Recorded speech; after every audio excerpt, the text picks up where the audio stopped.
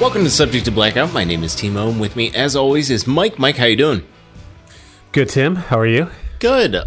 This past Friday night, you and I decided to make our way back to the movies for the first time in what seemed like a very long time. A while, yeah. Although you went to Spider-Man. I did go to see Spider-Man. But in this post-COVID reality that has been eclipsed by Ukraine, I'll just say post-COVID. Who's going to call me on that? Post-COVID? Post-COVID reality. Pre-nuclear holocaust. So that little window that we're in right now. We decided to go see Matt Reeves's The Batman. Yes, we did. It was a 3-hour movie. It certainly was. Let's every open with second. that. It's 3 hours. Very long movie.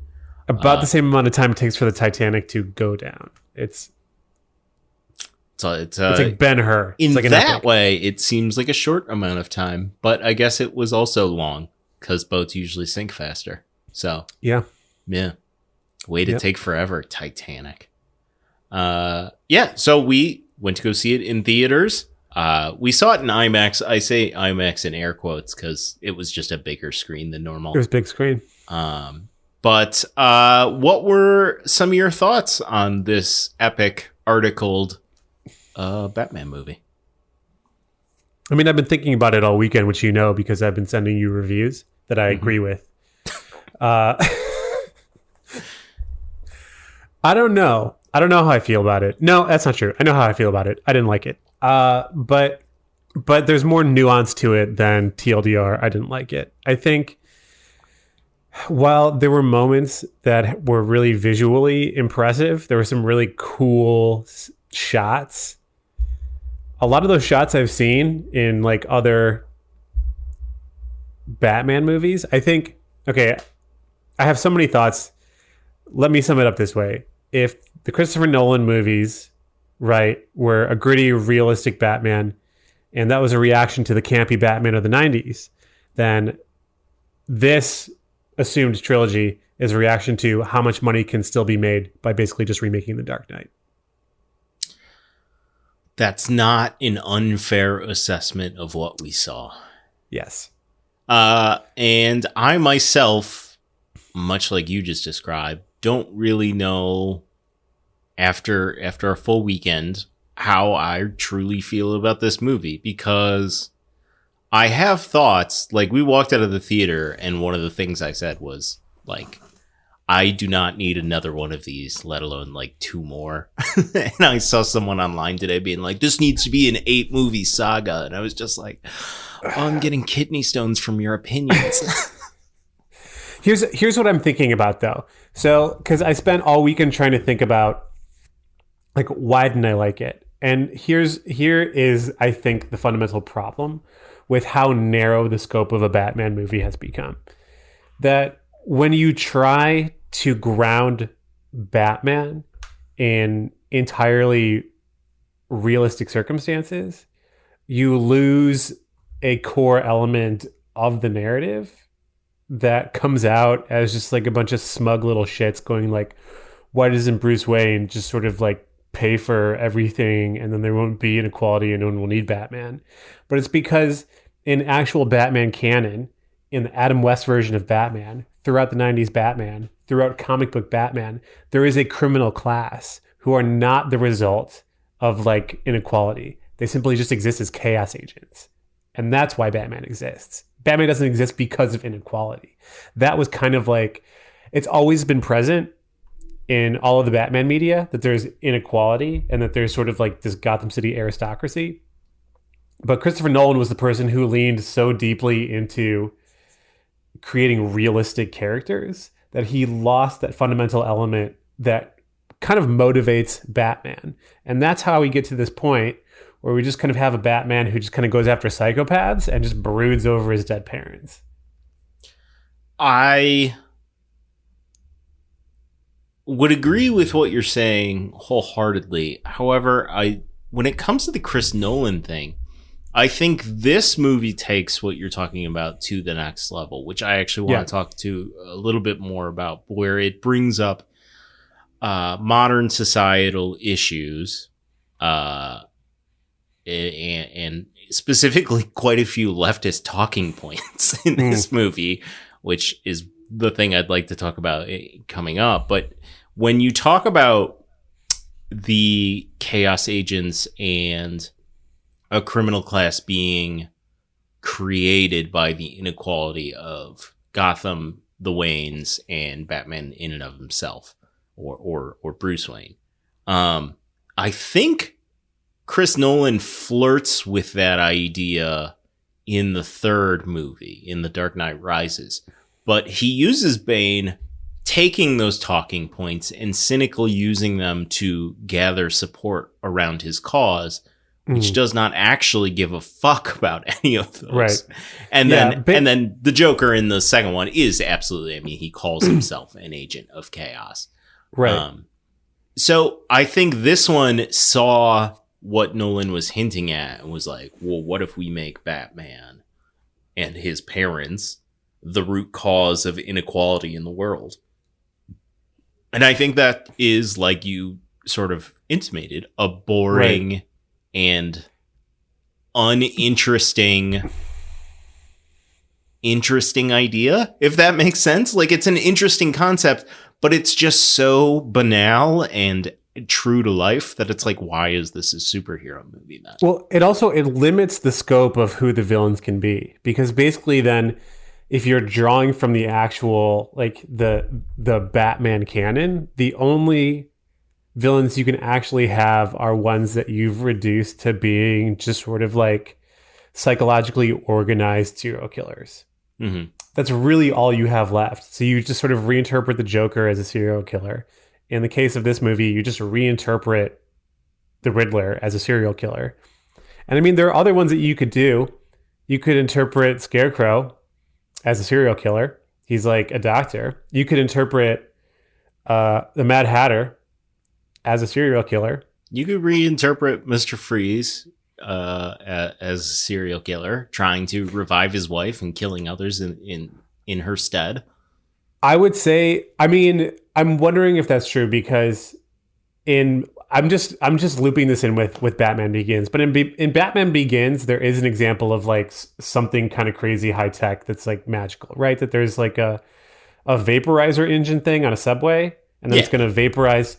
So like that's kind of wild. That's very classic Batman. But in this case, there are just sort of like terrorist bombs and like kind of QAnon supporters, and like those are sort of like the weapons of the Riddler. And I don't think that Mr. Freeze would work, simply because Mr. Freeze relies on a lot of technology to survive and to keep his creepy dead wife in kind of like suspended animation. I don't think Freeze could work in necessarily this universe, but Poison Ivy I don't think could work unless she's just an eco-terrorist, but she doesn't really have any cool powers.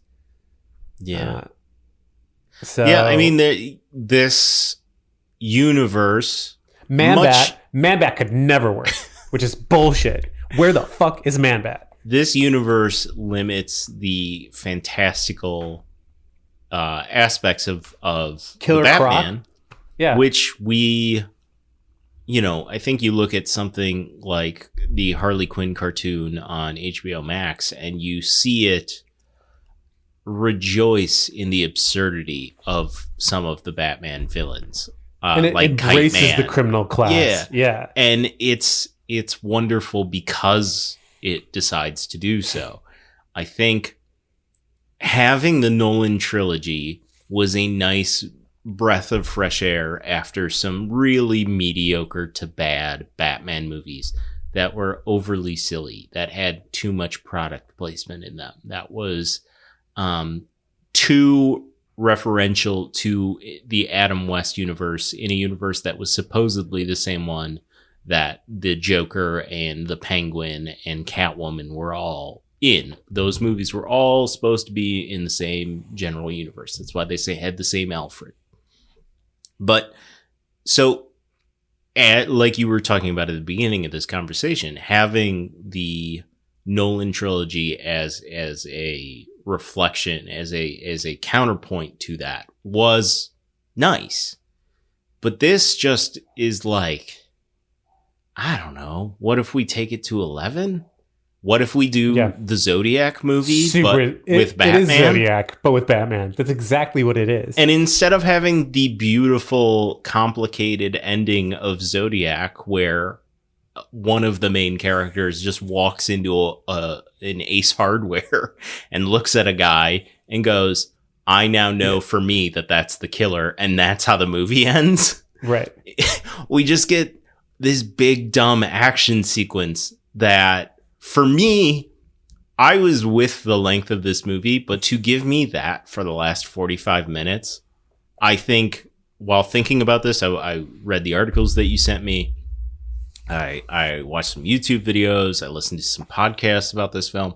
I think the thing that killed this movie for me, that made me never want to see another one in this again, despite liking almost the entire cast, was that final third act where they go to, Gotham Square Garden or whatever. Right. And, this entire time it's been the single murder or this, vaguely accomplishable terroristic act.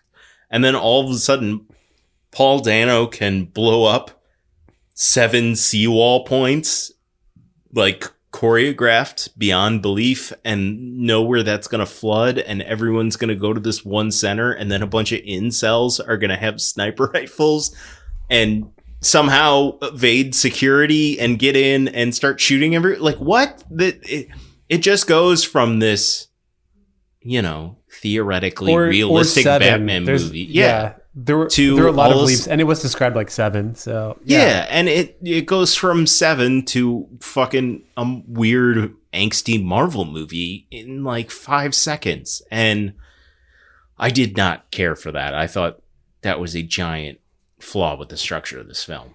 Yeah, I mean, I guess I was interested to see where this goes. I'm sure they're going to do multiple movies. I'm sure this is making plenty of money, and they're obviously going to do the Joker next because, again, where else can they go? Like, I think Paul Dano was cast and when Paul Dano was cast, I think they're probably just like, can you just be Heath Ledger? Yeah. And I think when they do the Joker, someone's going to be like, we're going to see months of like took an original take on the Joker, but then we're going to see the movie and it's going to be like, okay, you just did it like Heath Ledger did it. Yeah. I mean, the Joker's so overdone that, he's in iconic video games. He's in iconic cartoons. He's in 2 iconic Batman movies. He's in other not iconic Batman movies. There's no new place. And we talked about this on Friday. There's no new place to take it. It's just devoid of any creative license at this point. Right. Yeah. There's a narrow scope for what's allowed to be a Batman movie now. And part of it is that like DC insists on being this sort of grim, dark counterpoint to Marvel, which is like exciting and colorful and flamboyant. But how did you feel about Robert Pattinson? And while on one hand, I think this movie underscores how the animated series remains probably the best representation of Batman and the Batman universe, how would you rank Robert Pattinson among the other feature film Batmans? Batman? Yeah. So one of the weird things about this movie, and it almost makes the articled The Batman appropriate, is that Bruce Wayne is in this movie for less than 10 screen minutes. Yes. Yeah, we don't develop Bruce Wayne. No, and that is a part of the plot for certain. Yeah. And the end of this movie basically is Batman and Bruce Wayne learning that he also needs to be Bruce Wayne. That is the main theme of the movie, which means the sequels can't get more grimdark without completely missing the point of this movie, but we shall see. Right. So as just Batman, I thought he was very good. Mm-hmm. I had issues with Nolan's Batman. Mm-hmm. So you'd put him above Christian Bale? I don't know. I would like to see this a second time. Okay. But what about Michael Keaton? I don't know those movies well enough. I think I saw The Batman most recently, probably more than a decade ago. Sure. but for me, those movies don't work as well as this one. He's probably above Keaton. So it's probably for me like everybody else. If we're including movies, because I think Ben Affleck, and this is not a popular opinion, I think Ben Affleck was a perfectly fine Batman. Mm-hmm. I just think guns. He was in really like terrible a bazooka movies. Alcoholic Batman. Okay, but that's an interpretation of Batman that I'm fine with existing. At least it's not the same. I think he's a decent Batman and an even more decent Bruce Wayne. I think he's a pretty good Bruce Wayne. Yeah, he seems like a good Bruce Wayne. But he's in just god-awful fucking movies, and that's why he stopped doing it. So I think for me, it's like Val Kilmer and then Michael Keaton. And right now, probably Pattinson and then Christian Bale. And then Clooney. Clooney's way at the bottom. But yeah, I mean, that's... And number one is Will Arnett, obviously.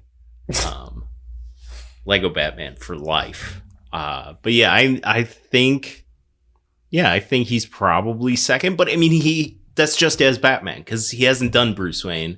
And the 10 minutes he does Bruce Wayne in this 3-hour movie, he's just a gloomy Gus. Sure. How about you? Where do you stack Pattinson's performance in the Batman canon?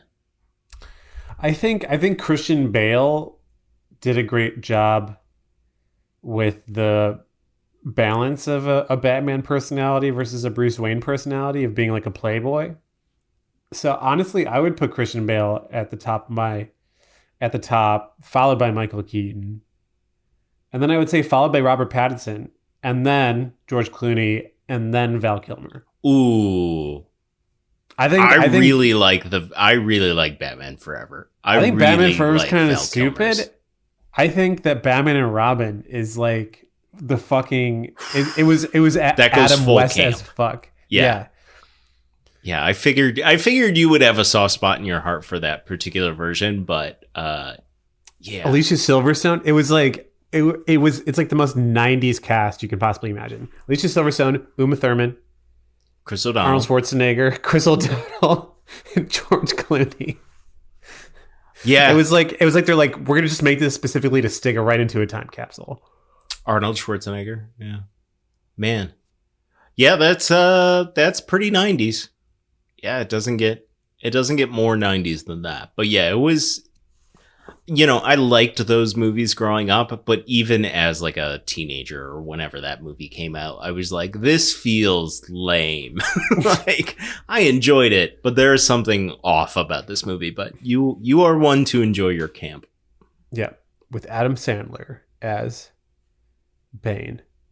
Adam Sandler as Man-Bat.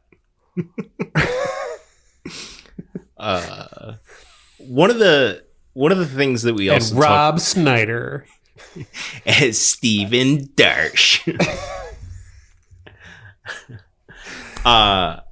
No, one of the other things that we talked about as we were coming out of the movie was, this was supposed to be the grim, ultra realistic Batman take. Yeah. That's like Seven and Zodiac and congratulations. But, yeah, one of the things that felt off to me was how many times, and you mentioned this as we were leaving as well, it felt like there was almost like we were a half step away from the dialogue being so ludicrous as to be comedic.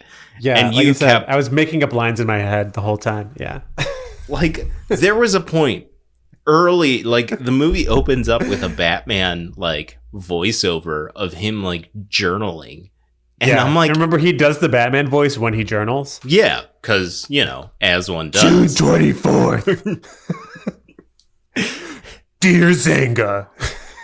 Alfred forgot to starch my shirts again today. I'm starting to get worried that this isn't laziness, but in fact, a sign of early onset dementia. Oh God, yeah, I love that he does the Christian Bale Batman voice, because he does it at like a 4 out of 10, but he definitely does do it.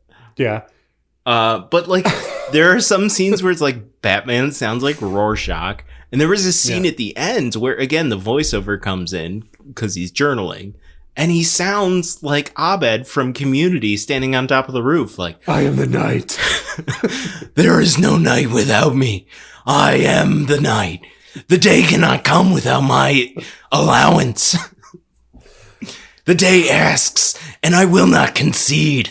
Like, it's so ridiculous. I love that they would jump into his live journal and shit like that. It was awesome. Yeah, and he would have lines too. Like, there's this whole sequence where Zoe Kravitz is explaining white privilege to the audience because Zoe Kravitz is someone who's come from nothing and just coincidentally shares a name with some very Anyway, so I just saw her dad on a perfume ad before I came in the room. Right. I would like to hear the story of her struggle, but where she's arguing with Robert Pattinson as Batman, not as Bruce Wayne, and he's kind of giving like one word answers where she's kind of like trying to articulate her particular feelings about the inequalities of Gotham City, and his answers are kind of like, okay. Yeah. All right. And this, you got a lot of cats. Like, it's just kind of like he's like really putting on this performance where he's just like so like Batman is like super wooden and inarticulate. God, I loved some of those moments. They are just seconds away from being kind of funny. Our theater did laugh a few times. Yeah, like sometimes inappropriately, but like sometimes there was just like a line where like, was that supposed to be serious? Because that did not play serious. Yeah, what the fuck was the deal with the Penguin? Let's talk about the Penguin. So hang on. Okay. So because of this movie, HBO Max is going to have 2 shows. Really? For this Batman universe. The first one is Penguin, which picks up where this movie leaves off about Penguin, which is pretty much anywhere because he isn't even called Penguin in this movie. He's just like some guy. He was called Penguin a couple times. Was he called Penguin? Yeah. And then they're going to do an Arkham Asylum show. And then supposedly, although this is supposed to come later, but there's going to be a new Batman animated series with the original creators and Matt Reeves, who did this one. Okay. And the original creators said they were going to turn the German expressionism up to 11.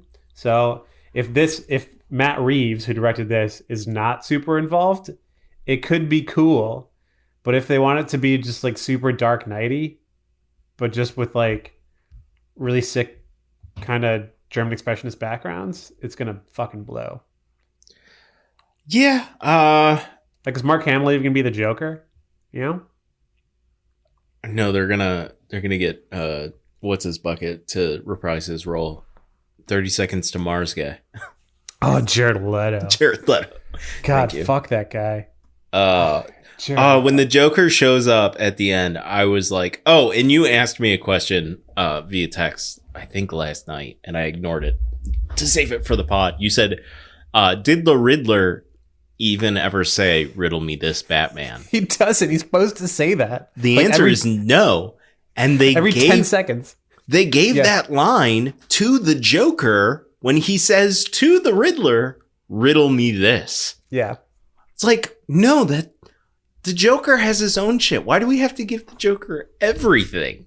He's going to get his own movie. He literally got his own movie in a Batman-less world. He's going to get a sequel to this movie, almost certainly.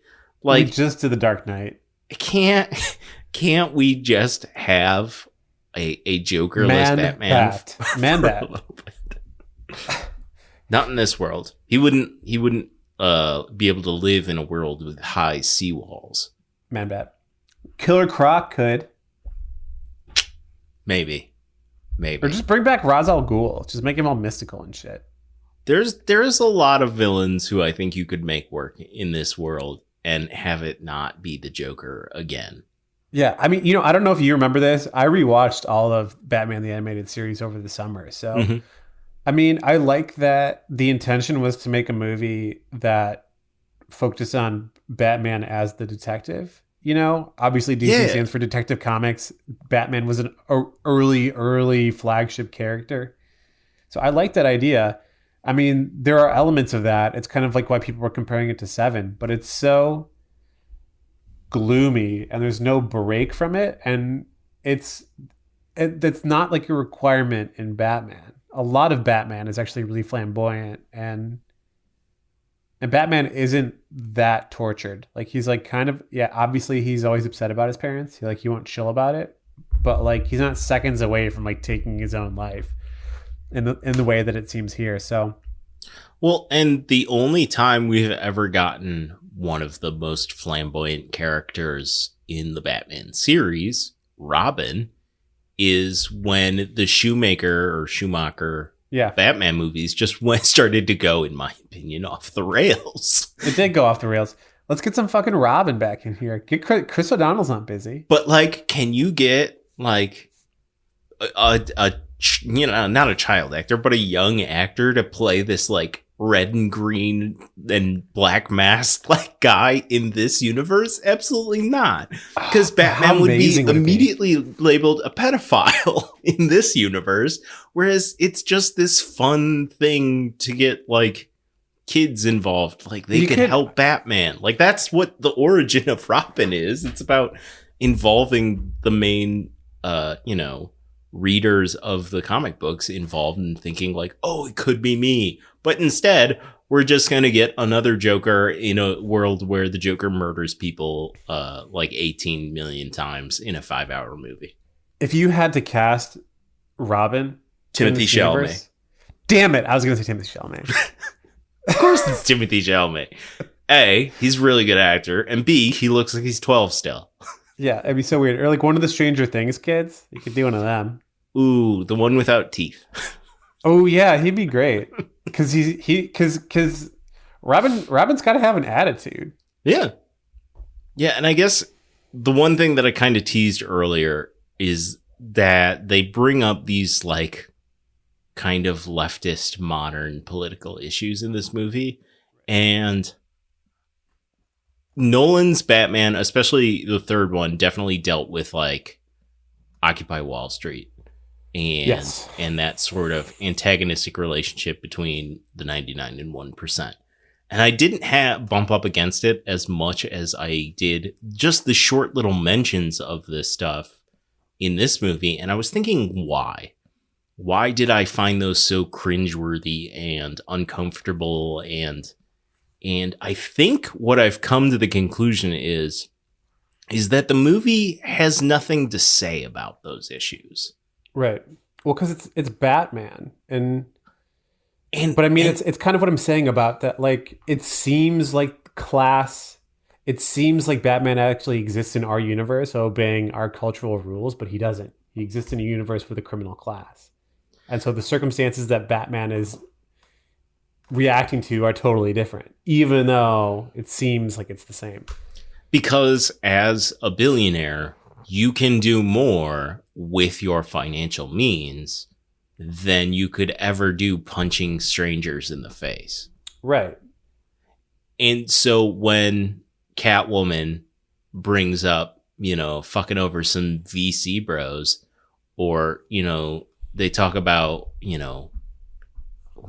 privilege or whatever they decide to bring up and sort of highlight, even this like, incel movement that they kind of hint at with the Riddler. It's like, but you're not making any statement on, right? Like, you're not coming up with any new thought as to how Batman specifically can either combat or not combat with those societal issues. So why bring them up at all? And I think the only point is to just ground this in realism with modern day talking points. And that's what makes it so cringeworthy. Yeah, I mean, honestly, like, if Batman existed in our universe, these are all the questions we would be asking. I mean, someone would have TikToked him, like, changing. We would have known he was Bruce Wayne after, like, 10 minutes. Yeah. So, but But yeah, it tries to draw on those politics, but Batman doesn't really obey those politics. If you want to apply those politics, then like there's nothing ethical about Batman existing, and I don't think Bruce Wayne would have come to the conclusion that this was the way that he could clean up Gotham City under those circumstances either. Like the whole point of being Batman is he's sort of like making this selfless sacrifice as a way to, I guess, sort of personally kind of cleanse himself of the guilt that he feels over the death of his parents, but also to sort of like build their legacy of reversing inequality in Gotham City. I mean, we see that in this movie too, where he stays sort of like committed to his role, even though he has this strong and important relationship with Catwoman. So, like, I don't think he would choose to do this out of a bunch of different options. Batman feels like this is the best option. And in a world where we're talking about like, well, you could just finance stuff, you know, or like it's about white male privilege, then being Batman is not the best option. And I don't think he would have picked it. No, I think you're definitely hitting on the point that makes this whole thing ring untrue. Is that, I mean, you know, not to re-summarize what you just said, but like, yeah, in a world where the problems are financial and power-based, someone who has, you know, unlimited financial resources and a ton of power it's just a power fantasy to go out there and start punching strangers, and it is not actually solving any of the actual problems. Right, and as we see in this movie too, it doesn't exactly bring Bruce Wayne any comfort or joy to do these things. He's just as tortured as he would be otherwise. And another thing, what the fuck was the deal with Colin Farrell? What the fuck was that shit about? Why was he even in this movie? They just covered him in prosthetics. Couldn't even fucking tell it was him. He wasn't even like Irish or anything. He was just kind of like, hey, I'm walking here. What the fuck was that shit?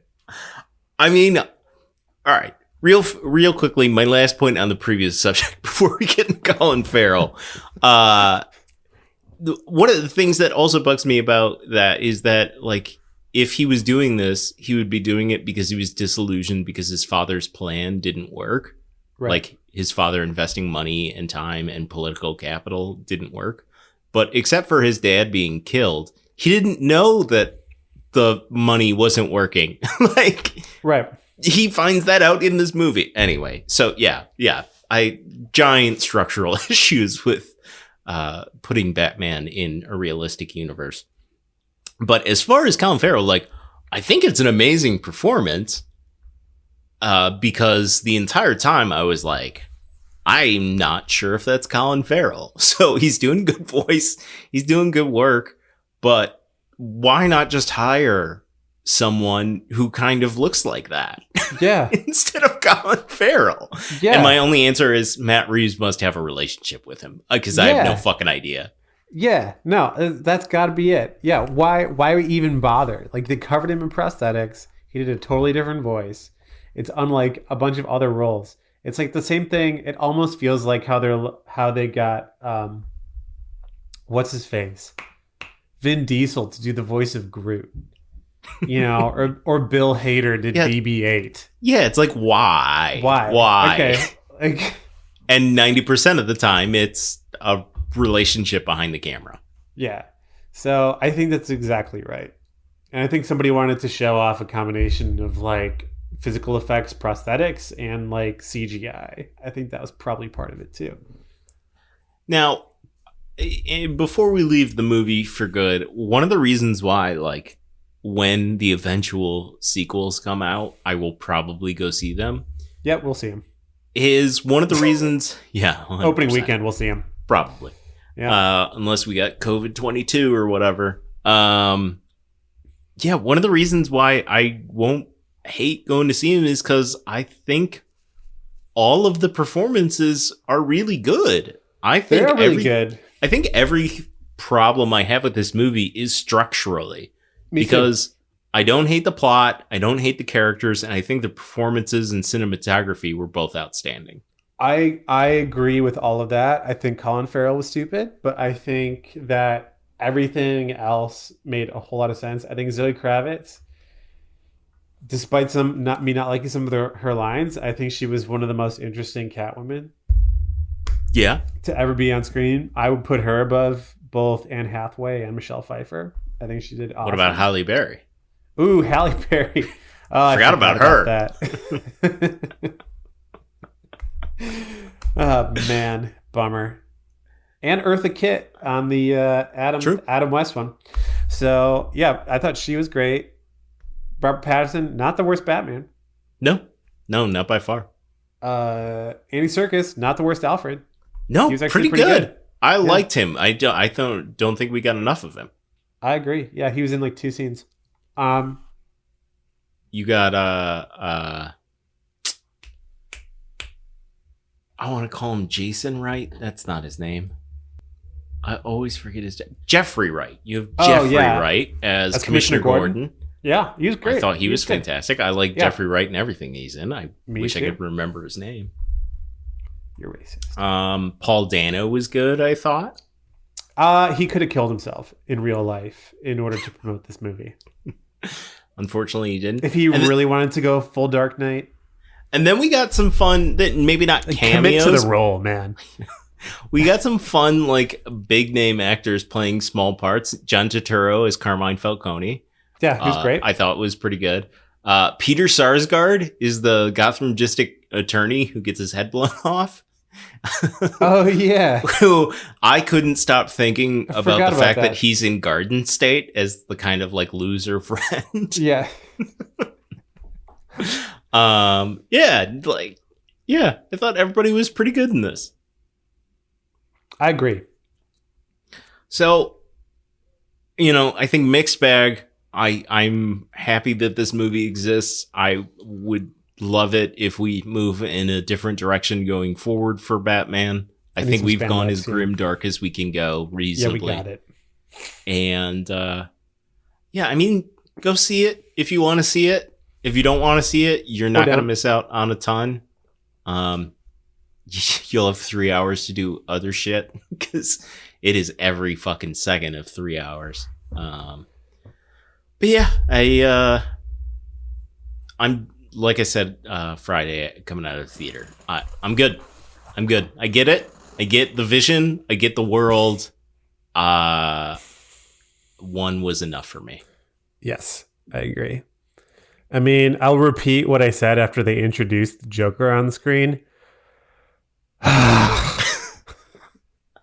loud, audible sigh that I started to laugh. That's how I feel. No one else laughed at. Everyone else was like, dude, the Joker. And I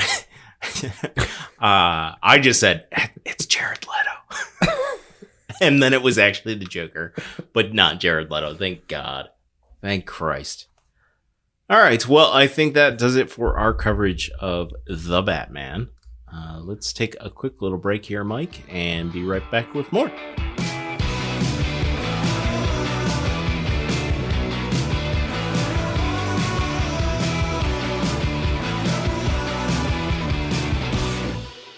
All right, Mike, now that we've discussed The Batman, we are taking next week off. Both of us are getting a little busy with our, 9 to 5s. So we're going to take next week off. We'll come back. We'll do something a little bit different the following week. Yeah. But in the meantime, when you haven't been busy with work, has there been any television, media, movies that you've been consuming outside of The Batman? Oh gosh, what I've been doing. I am reading back through Saga. Oh, the graphic novel? Yeah, it started in 2002. They took a break back in 2018 and just started back up again in February, but I hadn't read it in a long, long time, so I had to go back out and get the compendium, the 55 issues from the first round, which weighs, it's in one bound volume that weighs about 6 pounds. It's difficult to hold in your lap. But yeah, it's great. It's going to take a while to get through it. And get up to speed with issue 56, which just came out. But it's a great series. It's imaginative in a way where I'm sure that someone is inspired to do a Netflix series, but it's going to be like you would just fuck it up. It's like in intergalactic forever war. One race has all sorts of different types of wings, like butterfly wings and bird wings and stuff. Like, it's imaginative. It follows its own logic that people find unacceptable, I think, on screen. On screen, you accept a certain type of consistency and like internal physics. In like just visual art, you can do whatever you want. Yeah.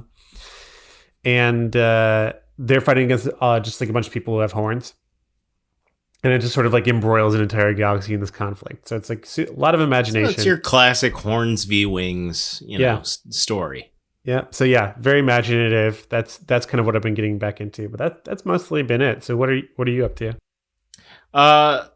So one of the things that I mentioned to you when we were together on Friday was I finally indulged in Steven Spielberg's version of West Side Story. Yes, you told me about that. And for those of you who are fans of Steven Spielberg, fans of beautiful cinema, or fans of West Side Story, I can't recommend seeing it enough. And there's good news. If you don't have Disney Plus, it's on HBO Max. And if you don't have HBO Max, it's on Disney Plus. So there's multiple outlets for people to view this thing. Gorgeous. West Side Story is one of my favorite musicals of all time. I love the 61 film. I've seen it in live production multiple times. But